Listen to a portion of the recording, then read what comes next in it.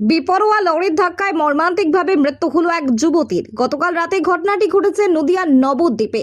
মৃত যুবতীর নাম মধুমিতা হালদার, বয়স 25 বছর, বাড়ি নবদ্বীপ পুরসভার মেজো শ্যামতলা এলাকায়।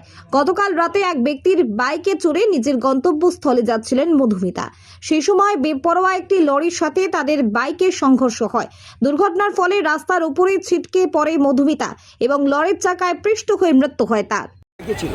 বাইকে ছিল তিনি এদিকে যাচ্ছিল, এখন ইন্ডিকেটর চলছিল না, দাঁড়াতে বলেছিল, মাঝখানে দুটো চাকা আছে, চাকার মাঝখানে উনি পড়েছিল। আমরা বলেছি দাঁড়াও দাঁড়াও, ফটাকসি চলে গেল। কৃষ্ণগড়ের দিক থেকে হেমাদপুর যাচ্ছে, এইদিকে ঢুকছিল, আর লরিটা লরিটা এদিকে সোজা যাচ্ছিল রেলগেটের দিকে। ছেলে যাচ্ছে, মহিলা মহিলা মহিলা না পুরুষ? দেখো পুরুষই মনে হচ্ছে, মহিলা মহিলা পুরুষই মনে হচ্ছে। মহিলা মহিলা মহিলা না ছেলে যাচ্ছে, জানা যাচ্ছে পরিচয়। এই যে এদিকে বাড়ি বললো, দুটো ছেলে এদিকে বাড়ি। নবদ্বীপে বাবা